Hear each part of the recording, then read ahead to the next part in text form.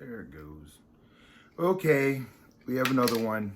This is going to be kind of a stout, but they definitely call it supernaut by Fourth Tap. So it's saying Neapolitan stout. So it doesn't really have much of a description except for the body. It says it's probably medium to full, like right in the middle, so heavier than most. The hoppiness is very easy, mellow. See the boom, and the sweetness is right before the middle ground. So it's going to be savory beer-like, but with the concept of Neapolitan ice cream. All right, let's see what that's about. Definitely blind tasting this, so we'll see what happens. If I can get all the notes, because that's a lot of notes to get on. All right, here we go. So yes, you can see the thickness, the richness. Usually kind of like wine and spirits, you can definitely see the viscousness. So viscosity. So it will cling to the glass a little bit as you're pouring. If it's thinner, it just spreads out more. If it's thicker, it's gonna like kind of stay more neat. That kind of gives you a somewhat idea. When you get used to a few beers, you can get a better idea about it. But definitely stout. It actually reminds me, I get the strawberry linger and the vanilla more than anything else. But of course, the stout lends the chocolate, so it's there. So right now, it actually kind of reminds me of Neapolitan ice cream, but we'll see. Yeah, it's everything all in one. Holy crap. Try it. It's like, I get that. So when I eat Neapolitan, when you get to ice cream, it has a different linger on my tongue than the vanilla and the chocolate. Vanilla chocolate also share like on the sides of my tongue. So this one, the strawberry fizziness hit it.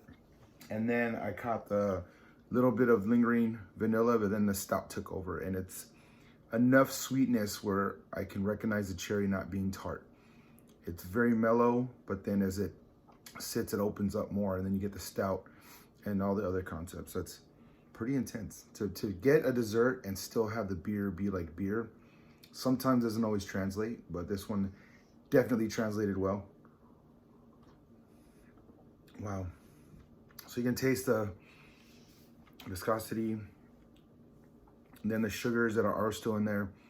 There's still acidity from however they made the stout, but then you have enough sweetness where it balances out. So this is not going to be a super sugary intensity, even though there's a good amount of sugar in here.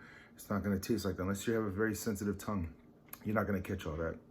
This is very impressive. Very impressive. I'm very impressed. So, all right, Supernaut. I think it's just a new release. My girlfriend happened to see it and picked it up, and we've been on a few good stouts. So that would be good to have this one, because I do want to go back into some hoppy IPAs. But anyone looking for a good stout, Fourth Tap is not going to let you down.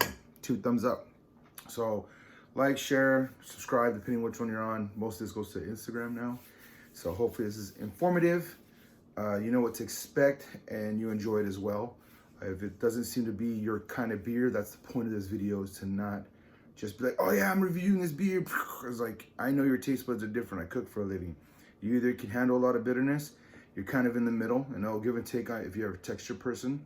And if you're a super taster, usually super tasters are not going to be big on hoppy beers. The ones in the middle to the ones that can handle hoppy, like, so not even just hoppiness, people that usually are wine people, they either have very sensitive taste buds, they can break everything down, or they just like bold wines. And the bold ones usually are the ones that just, for some reason, they don't taste as much bitter. So underneath that layer of bitter, there's all these beautiful flavor notes. And the average person, like I'm in the middle, most of that gets blocked. I have to sit there and kind of like wait till the bitterness goes down, I can get it. The other ones, they don't even taste the bitter. That comes way later. They catch everything else. So in a way, you're kind of jealous, because you're enjoying things that the average person isn't getting to. Usually, and also when you get older people your bitter tolerance goes up a little more. And then it just comes down to texture. So for texture, this is gonna feel a little thick. If you're not big on sweetness, it has tartness to balance it.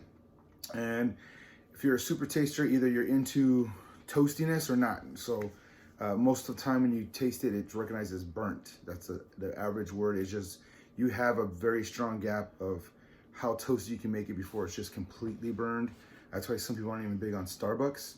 So there's the information that hopefully you can utilize when making decisions like this. But having these flavor notes in there, along with that deep toastiness of the stout, I think it's phenomenal. And I'll drink to that. So do be safe. Hopefully you get this, you get to enjoy it. I'll try and find some more national brands. That way, like, no matter what state you're in, you can try it. But those disappear fast because people that know and want them, and the ones that are lingering around, everybody can get. It's like, you know, a light beer. I'm trying to go above that. We'll see what happens on the next one, but hopefully this helped you out and you're having a good night. Thank you.